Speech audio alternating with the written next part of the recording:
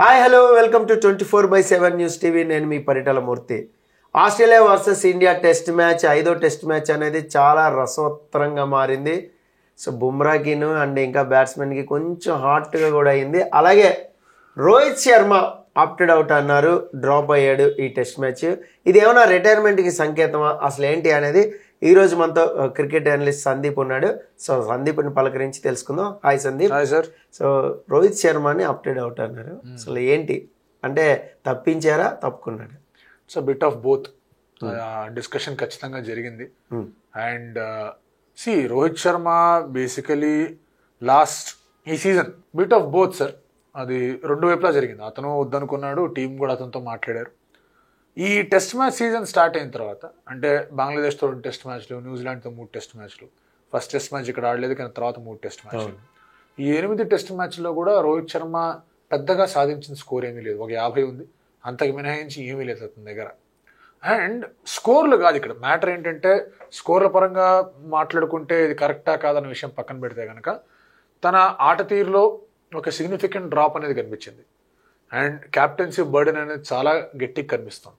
బంగ్లాదేశ్తో 2 మ్యాచ్లు అతను ఆడకపోయినా he was ahead of the game. Captaincy అంతా బాగాలేదు. న్యూజిలాండ్తో 46 ఆల్ అవుట్ అయిన దగ్గర నుంచి ఒక స్విచ్ పడింది. అవును, ఆ క్యాప్టెన్సీకి బ్రేకులు పడ్డాయి. అంటే అటాకింగ్ ఫీల్డ్ సెట్స్ కానివ్వండి, కొంచెం బాగా డిఫెన్సివ్ ఇప్పుడు మనం కూడా మాట్లాడుకున్నాం. అండ్ అతని batting was also going nowhere. First test match లేడు, జైస్వాల్ అండ్ రాహుల్ బాగా ఓపెనింగ్ చేశారు. తర్వాత మిడిల్ ఆర్డర్లో ఆడదాం అనుకున్నాడు. మళ్ళీ లాస్ట్ మ్యాచ్లో మళ్ళీ ఓపెనర్గా వచ్చాడు, గిల్ని పక్కన పెట్టారు. సో హీ ట్రైడ్ ఎవ్రీథింగ్, అది వర్కౌట్ కావట్లేదు.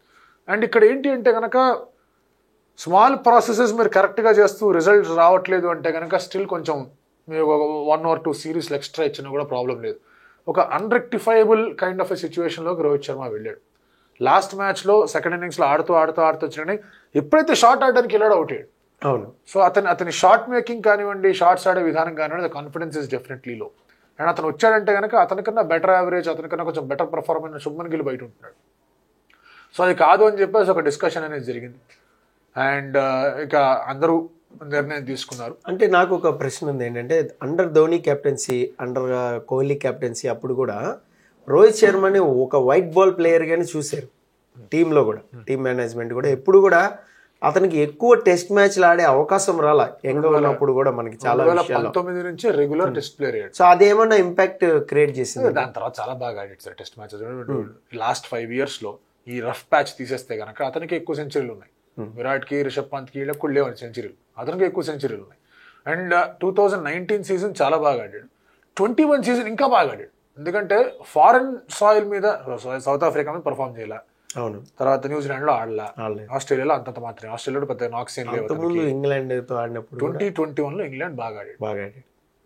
తర్వాత వెస్టిండీస్ సార్ అందరు రన్స్ కొట్టారు, వెస్టిండీస్ పక్కన పెట్టింది. 2021 England was a peak year. And 2021 as a year was peak Rohit Sharma year. ఎందుకంటే అక్కడ చెన్నైలో ఒక అద్భుతమైన సెంచరీ కొట్టడం, అదే ఇంగ్లాండ్కి వెళ్ళి అక్కడ ఒక 83, తర్వాత ఒక 100 అక్కడ బాగా ఆడడం. ఈవెన్ బార్డర్ గవాస్కర్ ట్రోఫీ 2023లో కూడా నాగ్పూర్లో ఒక మంచి సెంచరీ అనేది కొట్టాడు. సో ఇండియన్ కండిషన్స్లో, ఏషియన్ కండిషన్స్లో బాగా ఆడాడే కానీ అవుట్ సైడ్ ఇండియా కొంచెం ఫౌండ్ వాంటింగ్ లాగానే ఉండేది.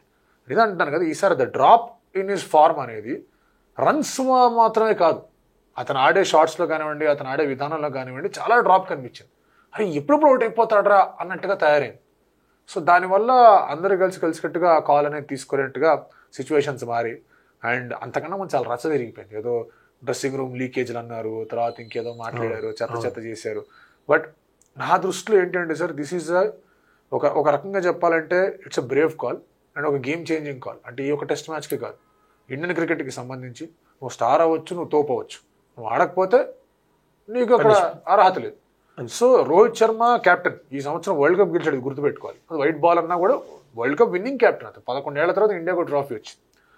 అండ్ ఈ రఫ్ ప్యాచ్ కంటిన్యూ అయిపోయి సరిగ్గా ఆడట్లేదు అంటే కనుక రోహిత్ శర్మ లాంటి వాళ్ళని కెప్టెన్గా ఉంటూనే వద్దు అనుకునే సిచ్యువేషన్లో టీం నుంచి పక్కన పెట్టారనే సిచ్యువేషన్ గురించి మాట్లాడితే మిగతా వాళ్ళందరూ కూడా అంతే. రేపు పొద్దున విరాట్ కోహ్లీ ఆడట్లేదంటే అతని మీద వెయిట్ పడుతుంది.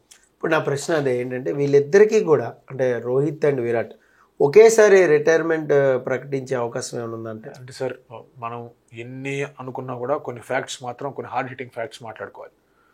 రోహిత్ శర్మ విరాట్ కోహ్లీతో వైట్ బాల్ క్రికెట్ అంటే 1 డే అండ్ T20 క్రికెట్లో కొంచెం సరిసమానమైన రేంజ్లో ఉన్నాడు. కానీ వన్డేలో కూడా రన్స్ పరంగా తక్కువ లాస్ట్ రీసెంట్ వన్డే ఫార్మాట్లో చాలా చాలా ముందుకు వెళ్ళిపోయాడు. Is currently the best one day batter ఇండియాకి ఆన్ డిఫరెంట్ కండిషన్స్.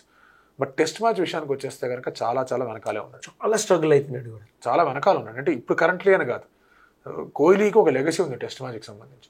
రోహిత్ అంత లెగసీ లేదు టెస్ట్ మ్యాచ్కి సంబంధించి. కోహ్లీ గాట్ రన్స్ ఎవ్రీవేర్ ఈ got runs. Rohit Sharma predominantly India and ఒక సిరీస్ ఆఫ్ ఇంగ్లాండ్, అంతకుమించి అక్కడ రన్స్ రాలి. ఇంకోటి Kohli is making technical adjustments. ఏదో ఒక ఆడే ప్రయత్నం చేస్తున్నాడు. ఒక 100 ఉంది సెకండ్ ఇన్నింగ్స్లో వచ్చిన, ఒక ఫస్ట్ ఇన్నింగ్స్ 36 ఉంది. ఇవాళ కూడా ఎంతో కొంత టెక్నికల్ అడ్జస్ట్మెంట్ చేసుకుని ఎట్లా కొట్లా బ్యాటిల్ అవుట్ చేద్దాం అనే ప్రయత్నంలో ఉన్నాడు. So there is attempt there is process there is trials అక్కడ ప్రయత్నిస్తున్నాడు. రోహిత్ శర్మ దగ్గర నుంచి అది తగ్గిపోయింది. సో దానివల్ల Rohit Sharma as test cricketer definitely is not in that league. అది ఎంత కాదనుకున్నా it's hard hitting reality. So ఇలాంటి పరిస్థితుల్లో ఆ కాల్ అనేది తీసుకున్నారు. So they both are not performing. But వాళ్ళిద్దరిలో పోల్చుకుంటే కనుక Virat he's got 70, Virat he's got 100, ఒక 36 ఇవన్నీ ఉన్నాయి కాబట్టి ఇద్దరిలో ఫస్ట్ ఇతని మీద వెయిట్ పడింది.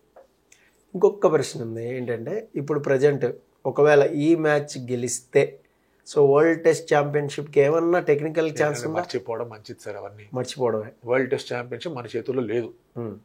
ఇప్పుడు అంటే ఇది ఎట్లా ఉంది అంటే కనుక ఇండియా టెస్ట్ మ్యాచ్ గెలవాలి, శ్రీలంక ఒక టెస్ట్ మ్యాచ్ ఆస్ట్రేలియా మీద గెలవాలి, ఒక టెస్ట్ మ్యాచ్ డ్రా అవ్వాలి. అబ్బో కష్టమే. సో 2 రిజల్ట్స్ శ్రీలంక మీద మన చూపు ఉండాలి. దానికన్నా పట్టించుకోకుండా ఉండడం బెటర్. వచ్చిందంటే ఓకే. మన చేతిలో ఉన్న కంట్రోలబుల్స్ ఏంటి? మెల్బోర్న్ టెస్ట్ డ్రా చేసుకోవడం, ఈ టెస్ట్ గెలవడం. మెల్బోర్న్ టెస్ట్ లాస్ట్ చతికిలు పడ్డారు.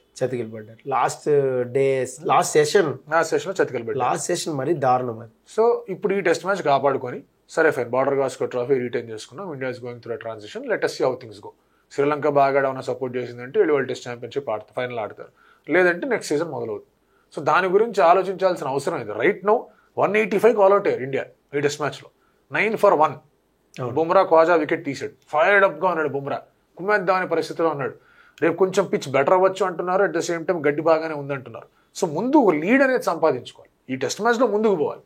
సో దాని గురించి ఆలోచించాలి. సో ఇంకొకటి ఏంటంటే, ఇప్పుడు కోహ్లీ కానీ రోహిత్ కానీ ఇలా కొంత సీనియర్ ప్లేయర్స్ ఏమన్నా కొంచెం యంగ్ జనరేషన్స్కి అవకాశం ఇచ్చి వాళ్ళంతటి వాళ్ళు తప్పుకుంటే బెటర్ అండి. రోహిత్ శర్మ మళ్ళీ coming back to test matches ఇది difficult. It's an accepted fact. ఎందుకంటే next 2 years Rohit Sharma test match ఆడేదైతే నాకు కనిపించట్లేదు. It's given. విరాట్ కోహ్లీకి they will give him 1 more series. ఆ సిరీస్ కనుక ఆడాడు అంటే well and good, he will continue. ఎప్పటిదాకా ఆడగాలంటే అప్పటిదాకా ఆడతాడు, ప్రొవైడెడ్ ఈస్ పర్ఫార్మింగ్. లేదంటే కనుక ఆ సిరీస్లో అతను కూడా చెప్పేస్తారు అయిపోయింది. అశ్విన్ ఆల్రెడీ వెళ్ళిపోయాడు. అవును. సో ఇప్పుడు ఇన్ ద ర్యాంక్స్లో ఉన్న ప్లేయర్లు ఎవరు? గిల్ వచ్చాడు, ఇంకా చాలా బెటర్గా పర్ఫామ్ చేయాలి. ఇవాళ అవుట్ అయితే కనుక చాలా చిరాకు వస్తుంది, అతనికే చాలా చిరాకు వస్తుంది వాళ్ళు అవుట్ అయ్యాడు. అతను ఉన్నాడు. జైస్వాల్ మెల్లగా లీగ్లోకి వచ్చాడు.